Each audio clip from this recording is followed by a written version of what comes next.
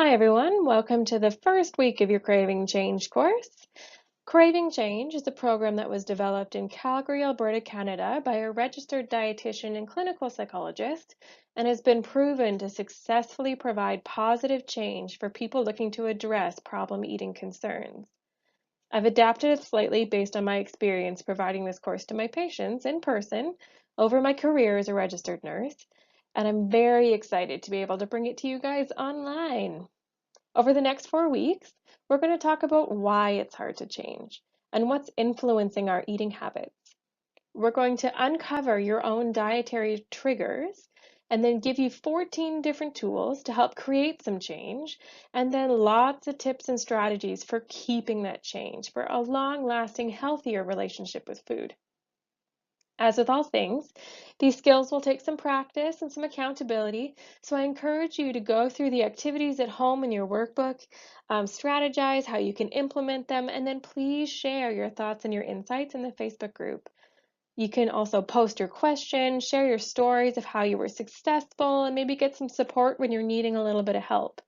I'm fairly active in the group and I'll respond to your questions and posts. And then, like I said yesterday, I'm going to be going live once a week to answer and make sure everybody's questions are addressed. So please feel free to share and support each other. We're all in this together. So just to clear things up, we will not be talking about diets, what to eat, when to eat, or how much to eat. Instead, we'll be discussing why we eat. During these upcoming weeks, I'd like you to focus on those times when you feel uncomfortable with your eating. Concentrate on eating behaviors that you feel are problematic for you. It could be that you have a problem with how often you're choosing foods that aren't healthy for you, or if you're looking through the fridge for a snack even though you just ate dinner 20 minutes ago, or if you feel that you're eating much larger quantities of food than you should be. This course is for you if you want to understand why we eat the way that we do. If you say things to yourself like, I'm an emotional eater or I'm a stress eater, I know what to eat, but I just can't seem to do it. I'm just lazy and I need more willpower. Many people want to understand why they can't seem to make healthy changes to their eating habits. Why do we frequently crave unhealthy food? Why do we overeat to the point of feeling stuffed? We often blame ourselves. You are not alone, and it is not your fault. These days, nutritional information is readily available, often conflicting.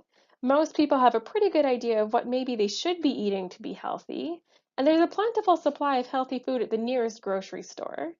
But then why is it such a challenge for so many of us to eat healthfully? Why do so many of us struggle with food cravings? The reason is that each of us have developed our own particular and sometimes complex relationship with food. At a basic level, food simply provides our body with the energy and nutrients to stay alive and healthy. However, food means so much more to us than that. It's so much more than just basic nourishment. Food plays many other roles in our lives. It's involved in celebrations and gatherings. It gives us comfort and pleasure, and can be a familiar way of coping with stressful situations. Rooted in our childhood, food has often been seen as a reward for good behavior or accomplishment. In other words, we may not be craving the food itself, but rather the feelings that result from eating that food.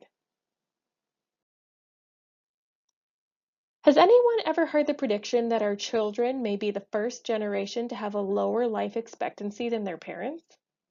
How can this be? We have clean water, a ready supply of healthy food, and advanced medical technology. But why are we developing health problems at an earlier age? Have you ever looked at old school class photos or watched a movie from the 1950s or 60s? Almost everyone, adults and children, are slim. Our body's biology has not changed in the last few decades, but the environment or world in which we live in certainly has. The changes in our environment have changed our lifestyle in a whole pile of different ways, including our eating habits. Dr. George Bray, an obesity researcher, said, genes load the gun, the environment pulls the trigger. So what this means is that we inherit our metabolism, our body shape, and our risk for certain medical problems from our parents, but the environment or world in which we live in may have a much stronger influence on our health and our weight.